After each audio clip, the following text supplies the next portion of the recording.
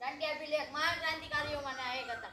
જેમણે 12 વર્ષ સુધી બ્રિટિશ શાસન સામે સશસ્ત્ર સંઘર્ષ કર્યો અને વિદેશી શાસન ઉખેડી નાખવાની પોતાનામાં અદમ્ય હિંમત અને જુસ્સાના બળથી જનતામાં પ્રિય બન્યા. ટંટ્યાબિલ એ ગેરવિલાયતમાં કુશળ હતા. તેઓ નાનપણમાં નાટપાથી લઈ ગાઢ જંગલો, ખીણો, કોતરો અને પર્વતોમાં જીવન પર હોલકર રાજ્યની સેનાઓ સાથે તલવાર ચલાવી. તેમણે શક્તિશાળી બ્રિટિશ સામ્રાજ્યની પોલીસ પર પલટવાર કર્યો અને ઘણા વર્ષો સુધી બચી ગયા.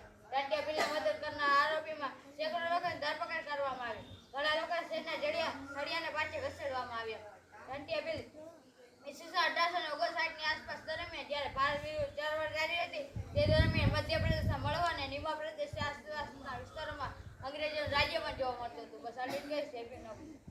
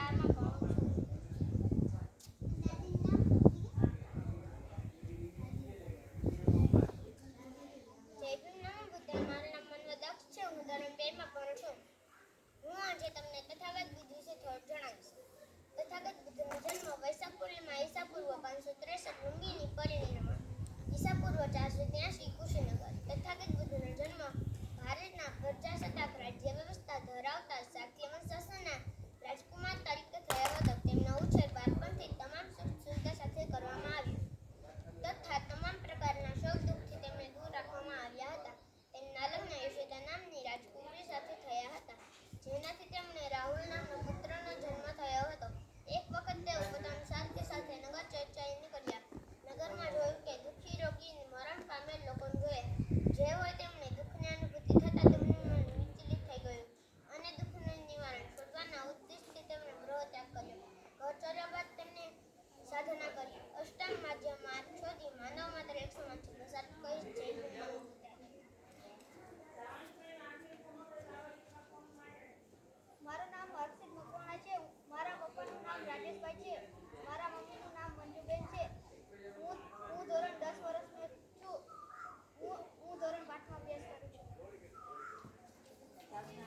તમને क्रांतिकारी वीर भगत से थोड़ा जણાવીશ। हमारे गले में आंटी और पीछे झाड़ू छुड़ाने की आजादी देने वाले वीर बेगमाએ તો સટ સટ નમન। કદી પ્રશ્ન કર્યો છે કે છઠના દિવસે રાંધવાનું શું કામ, સાતમના દિવસે ઠંડુ શું કામ ખાવાનું, આઠમના દિવસે મેળો ઉજવણી શાની? વર્ષો પહેલા વીર બેગમા નામના બહુજન સમાજના ક્રાંતિકારી પેદા થયા હતા, જેમણે ઘણી જાતિના ભેદ દૂર કરી સમાનતાનું આંદોલન ચલાવ્યું, જેના વિરોધમાં શસ્ત્રલિંગ તળાવમાં પાણી લાવવા બધી લક્ષણ પુરુષની બલિ આપવાનું ષડયંત્ર કર્યું। ત્યારે બહુજન લોકોની પરાકાષ્ઠા હતી, જે ગામના છેવાડે રહેતા, એટલે કે બહુજન લોકોને ગામમાં પ્રવેશવાનો કોઈ અધિકાર ન હતો, લોકોને વસા હતો અને બજારોમાં પ્રવેશી શકતા ન હતા। ગળામાં પૂડી અને પાછળ ભાગે જાડું તેમજ પગમાં ઘૂઘરી રાખવામાં આવતી, જેના અવાજથી લોકોને ખબર પડી જાય કે સીમાડીઓ આવી રહ્યો છે, એટલે તેનાથી દૂર થઈ જતા। આ દૂર કરવા સિદ્ધાર્થસિંહ સામે વીર બેગમાએ અમુક શરતો મૂકી કે મારો સમાજ જે ગામના છેવાડે રહે છે અને ગામની અંદર રહેવા અને ગળામાં પૂડી અને પાછળ ભાગે જાડું કાઢવામાં આવે અને પાણી પીવાનો અધિકાર આપવામાં આવે। આ શરતો રાજાએ માની અને સમાજના હિત માટે વિક્રમ સંવત 1172 મહાસત સાતમ શુક્રવારના દિવસે વીર બેગમાના શોખમાં કોઈ ચૂલો સળગાવ્યો હતો। બાળકો વૃદ્ધ ભૂખ્યા ન રહી શકે તેમણે છઠ્ઠું ઠંડુ ખાવા આપ્યું અને મનુવાદીઓએ એકના એકની હત્યા કરી। આઠમના દિવસે મુશ્કેલ અષ્ટક મનાવ્યો, મતલબ છઠ, સાતમ, આઠમ વીર બેગમાની હત્યાના દિવસે આપણે આપણા મહાનાયકની ઉજવણી કરીએ છીએ। સાચો ઇતિહાસ બહાર ના આવે એટલે કાલ્પનિક શીતળા માતાની કથા ચલાવીએ છીએ। આપણે ગુલામ બન્યા છીએ। વીર બેગમાની હોમી તે કાયા, નવાણન વીર તુલાયા, પ્રકાશ ધરી કુરબાન કાયા। એ સરતે રહીસરાજની એવી માયા, બલિદાન ઉજવાળ થઈ ગયા। બહુજનમાં એક ક્રાંતિકારી વીર બેગમા થઈ ગયા। બસ આટલું જ કહીશ। જય ભીમ નવ ગુજરાત।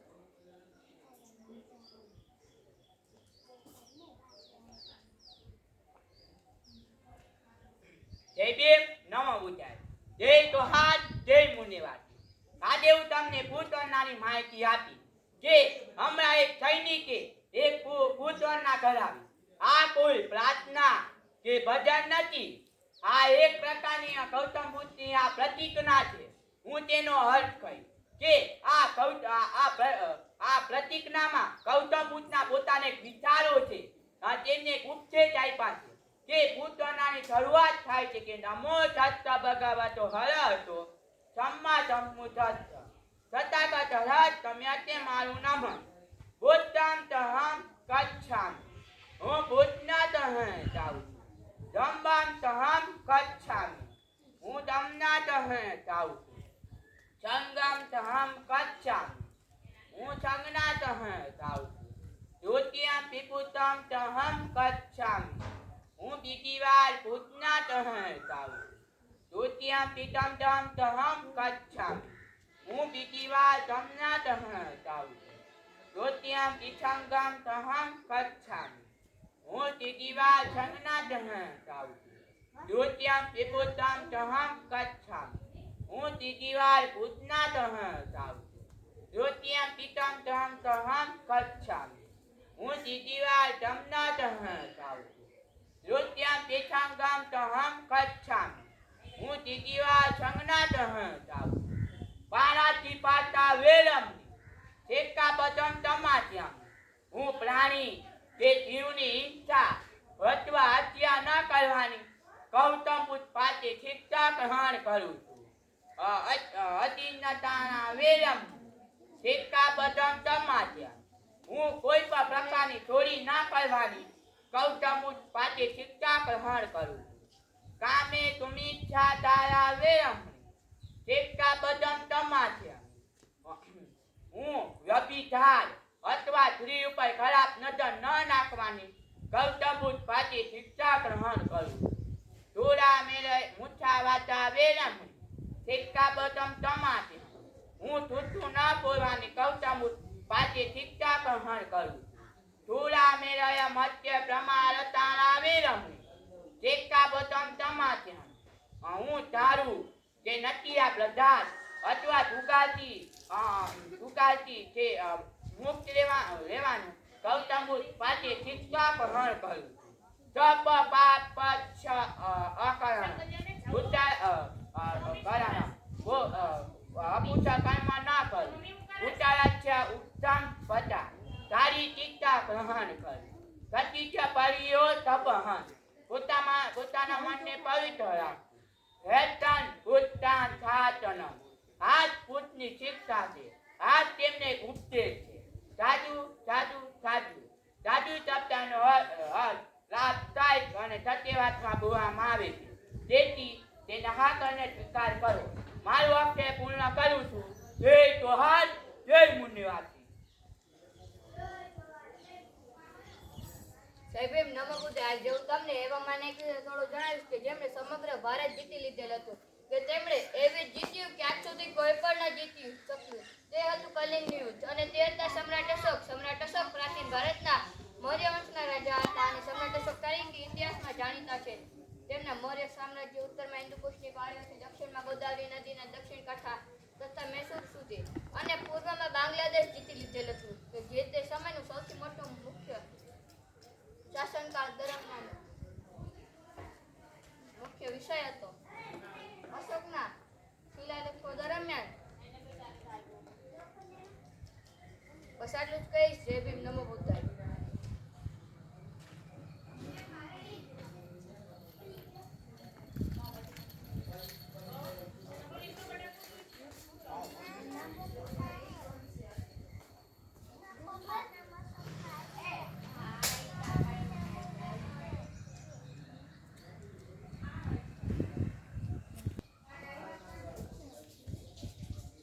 ક્રિતિકાબેન વિજયભાઈ પારકી, દક્ષાબેન વિજયભાઈ પારકી, દીવાબેન વિજયભાઈ પારકી,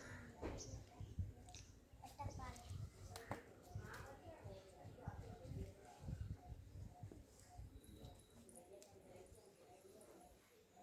યાનાબેન રાકેશભાઈ પારકી,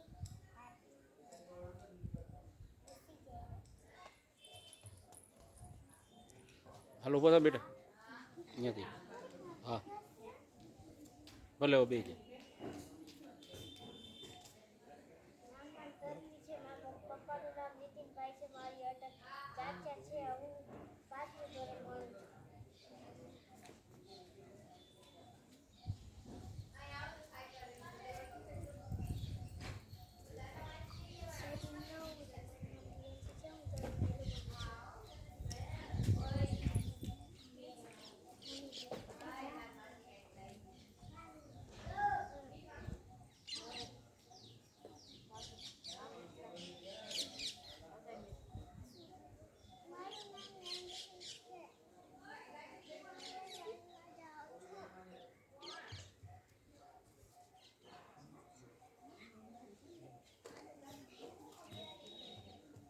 મારું નામ દીપ્તિ છે.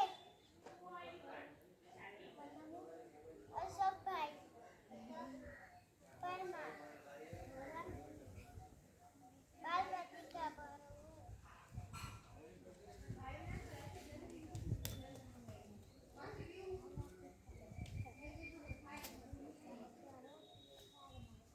મારું નામ છે નેહા. મારા પપ્પાનું નામ છે દેવાભાઈ. મારા મમ્મીનું નામ દેવીબેન. હું ચોથા ધોરણમાં ભણું છું. મારી અટક છે ચાવડા.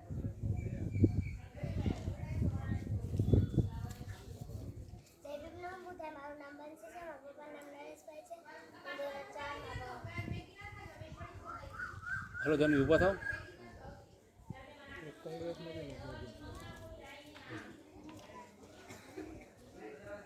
સાહેબજી નામ બતાવે. મારું નામ જાની છે. હું ધોરણ 6માં અભ્યાસ કરું છું.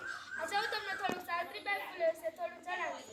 ભારતની પ્રથમ મહિલા શિક્ષિકા અને મહાસામાજિક કાર્યકર્તા માતા સાવિત્રીબાઈ ફૂલેનો જન્મ સતારા જિલ્લામાં થયો હતો. તેઓ ભારતના પ્રથમ મહિલા શિક્ષિકા હતા. પોતાના પતિ અને મહાન સન્માન સુધારક જ્યોતિબા ફૂલેના સહકારથી તેમને સ્ત્રી શિક્ષા માટે નોંધ કાર્યપત્ર કર્યું હતું.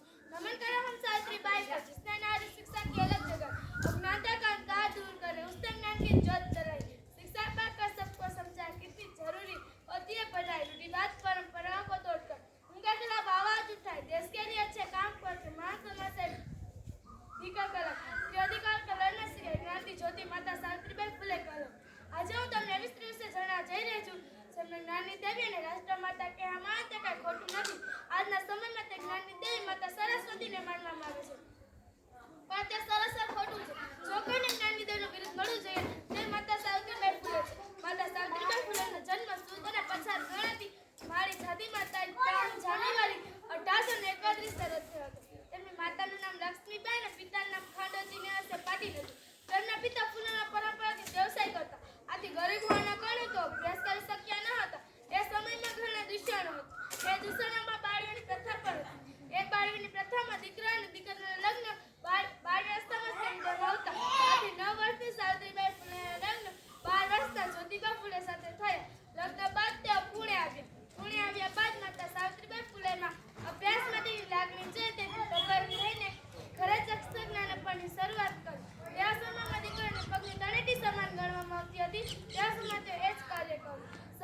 ने कीचड़ गोबर पत्थर का मार उताना चार समासे बिछड़े सोच का भारत की प्रथम महिला जो कहलाती कन्या के शिक्षा के लिए समाज से भी लड़ती તે જ્યોતિબા ફૂલે સાથે મળીને 1848માં પુણેના બિજવાડામાં પ્રથમ કન્યા શાળાની સ્થાપના કરી. તે મધ્ય અને લિંગના આધાર પર થતા લોકો સાથે અનુચિત વ્યવહાર અને ભેદભાવને સમાપ્ત કાર્ય કર્યું, પણ તેમને સમાજમાંથી બહિષ્કાર કરી દેવામાં આવ્યો. પરંતુ નીડર સાવિત્રીબાઈ ફૂલે હાર માન્યા વિના દીકરીઓને અભ્યાસ કરવા જતા હતા.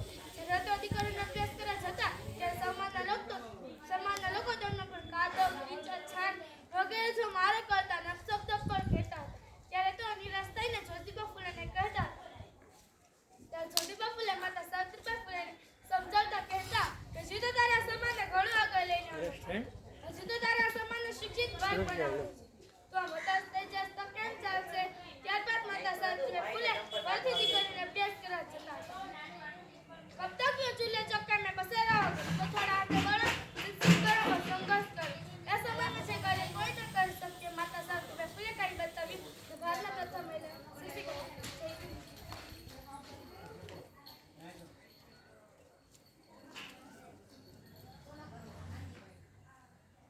जय भीम नमो बुद्धाय। इस मिट्टी में उस बलिदानों की लहू की महक है, जिनके सर कटने पर थरथरा करते थे वो ऐसे योद्धा थे जो तलवारों को लोगों से भिड़ा करते थे।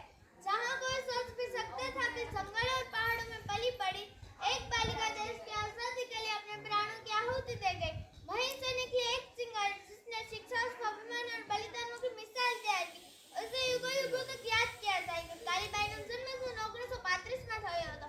12 વર્ષની ઉંમરે તેમના પ્રાણોની આહુતિ દેવાવાળા આદિવાસી વીરાંગના હતા.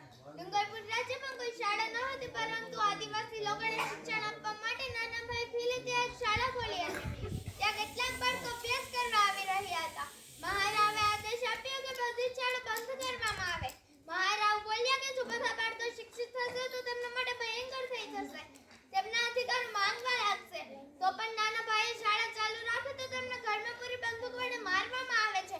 તો પણ નાના ભાઈ ન માનતા તો તેમને ટ્રક વડે બાંધીને ઘસીટવામાં આવે છે. ત્યાં બધા લોકો જોઈ રહ્યા હોય છે, પરંતુ કોઈની હિંમત ન થતી કે પોલીસ સામે બોલી શકે. ત્યાં તો કાલીબાઈ આવી પહોંચે છે અને બોલી ઉઠે છે કે મારા ગુરુજીને કેમ ઘસીટવામાં આવે છે. ત્યાં એક અંગ્રેજ બોલે છે કે તેમને કહ્યું હતું કે તેમની શાળા બંધ કરી નાખવામાં આવે, તો પણ તેમને શાળા ચાલુ રાખી, તેથી તેમને ઘસીટવામાં આવે છે. ત્યાં જ કાલીબાઈ દાંતરડા વડે દોરી કાપી તેમના ગુરુજીને બચાવી લે છે અને અંગ્રેજો તેમના પર ગોળીઓનો વાર કરવા લાગે છે અને કાલીબાઈ ત્યાં જ મૃત્યુ પામે છે. બસ આટલું જ કહીશ. જય ભીમ નમો બુદ્ધાય.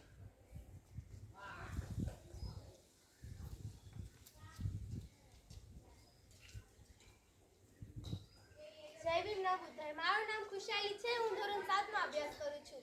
આજે હું તમને જે સ્ત્રી વિશે વાત કરવા જઈ રહી છું તે એક માત્ર નામ નથી, તે એક લાગણી છે, તે એક સંઘર્ષ છે, તે એક શક્તિ છે. ત્યાગ, બલિદાન અને કરુણાની મૂર્તિ માતા રમાબાઈ, જે પોતે અંધારામાં રહીને બીજાને પ્રકાશ આપે છે, તેવી માતાઓ તો ઇતિહાસમાં નહીં પણ દિલોમાં પણ જીવિત રહ્યા છે. માતા રમાબાઈનો જન્મ ગરીબ પરિવારમાં થયો હતો. બાળપણમાં જ માતા પિતાનો સાથ છૂટી ગયો, પણ છતાં પણ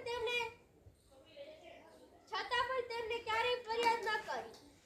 એપ્રિલ 1808માં તેમનું લગ્ન ડોક્ટર બાબા સાહેબ આંબેડકર સાથે થયું, પણ આ લગ્ન માત્ર પતિ પત્નીનો સંબંધ ન હતો, આ એક સંઘર્ષની ભાગીદારીનો હતો. જ્યારે બાબા સાહેબ વિદેશ અભ્યાસ કરવા જતા ત્યારે ઘરની દરેક જવાબદારી માતા રમાએ એકલી સંભાળી લીધી. ઘણા દિવસો તો એવા હતા કે ખાવા માટે પણ ઘરમાં કાંઈ ન હતું. તેઓ ભૂખ્યા રહીને પોતાના પતિના સપનાઓને જીવિત રાખ્યા.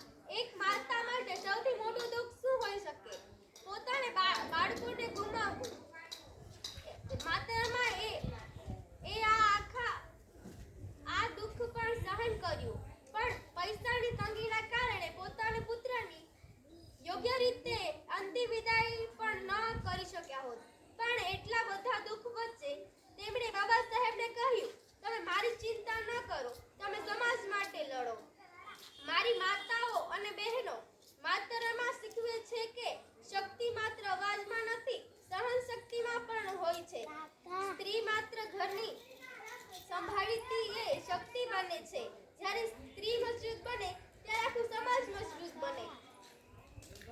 જો સ્ત્રી મક્કમ થાય તો પહાડ પણ ઝૂકી જાય. તેની શક્તિમાં આંસુમાં પણ શક્તિ છૂટી જાય. માતા રમાનું જીવન માત્ર કથા નથી, તે એક સંઘર્ષનો પાઠ છે. એ ત્યાગની પરિષ્ઠા છે.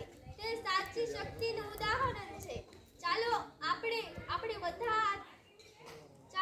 બધા તેમના જીવનમાં પ્રેરણા લઈએ અને આપણા જીવનમાં પણ હિંમત ધીરજ બનાવી રાખીએ. દરેક સફળ પુરુષ પાછળ સ્ત્રી હોય છે, પણ અહીં એક સ્ત્રી પાછળ આખું સમાજ આગળ વધ્યું. બસ આટલું જ કહીશ. જય ભીમ, નમો બુદ્ધાય.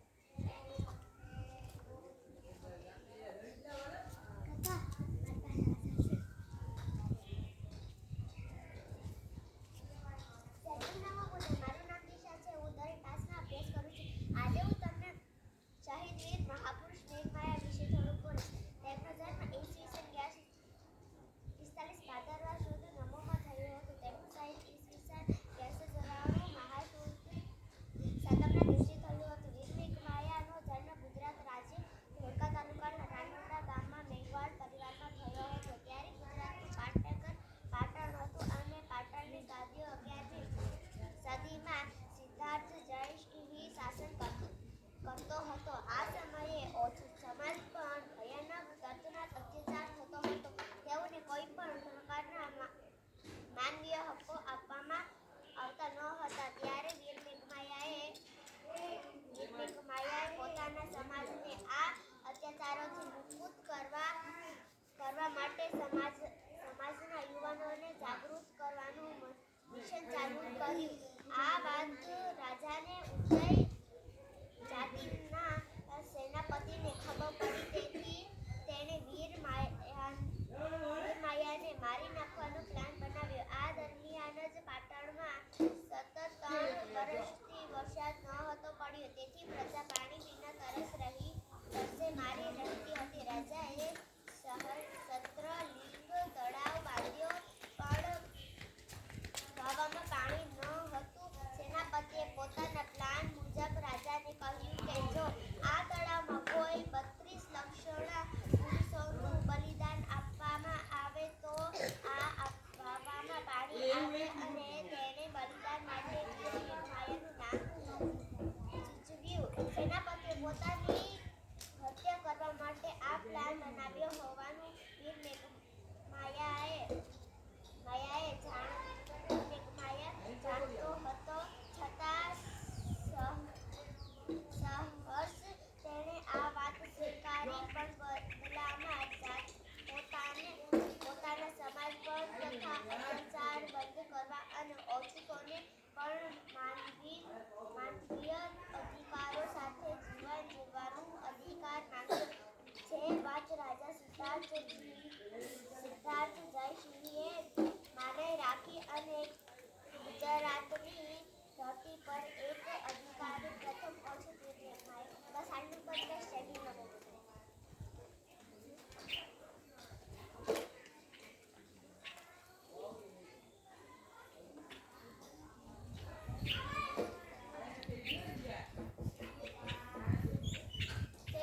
બુદ્ધાય. મારું નામ પરમાર દિશા. હું 7માં અભ્યાસ કરું છું.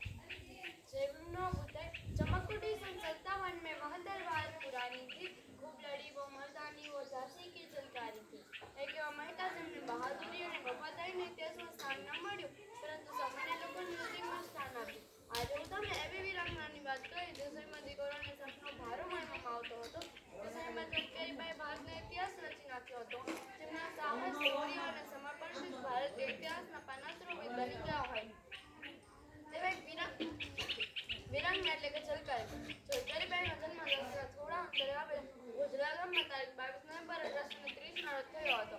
તેમની માતાનું નામ ધનિયાબાઈ અને પિતાનું નામ મૂળચંદ હતું. પિતા મૂળચંદ ઘરે જ કાપડ મળતા અને માતા ધનિયા અન્ય ઘરકામ કરતા. તો તેમના માતા પિતાનું એકમાત્ર સંતાન હતું, તેથી તેમનો ઉછેર ખૂબ જ લાડપ્રેમથી કરવામાં આવ્યો હતો. તે નાના હતા ત્યારે તેમની માતાનું મૃત્યુ થઈ ગયું હતું. તેથી તેમના પિતાએ તેમના દીકરાને જેમ ઉછેરી હતી અને ઘોડાસવારી અને હથિયાર ચલાવવાની તાલીમ આપી હતી. એક વખત યોજાયેલ સમારોહમાં ઝલકારીબાઈ રાણી લક્ષ્મીબાઈનો પહેરવેશ ધારણ કરીને લડતા તીર દુશ્મનોને ધોકો આપી શકાય. 1857ના વિકલ્પ વખતે રાણીને કિલ્લાથી બહાર જવાનો સમય પડી ગયો. ઝલકારીબાઈ રાણી લક્ષ્મીબાઈનો પહેરવેશ ધારણ કરીને જેથી દુશ્મનોને ધોકો આપી શકાય. जाकर रण में ललकारी थी वह झांसी की झलकारी थी, गौरव को लड़ना सिखा गई वह रानी बन सौगंध दिखा गई. इतिहास में सड़क रही वो तो भारत की सन्नारी थी. ઝલકારીબાઈ દુશ્મનોના હાથે પકડાતા તેમને ફાંસીની સજા આપવામાં આવી. કેપ્ટને ઝલકારીબાઈને કીધું, ફાંસીની સજા આપવા પહેલા તમારે કંઈ કેવું છે? ઝલકારીબાઈએ કીધું, ભારત જેવી બહાદુરી એક નકાબડ મહિલા બતાવે તો અંગ્રેજોને ભારત છોડીને જવું પડે. પસાર જ કહી છે સાવધાન! વિશ્રામ! સાવધાન! વિશ્રામ! सावधान! एक साथ हमारे महानायकों को सलामी देकर सलामी सेठ.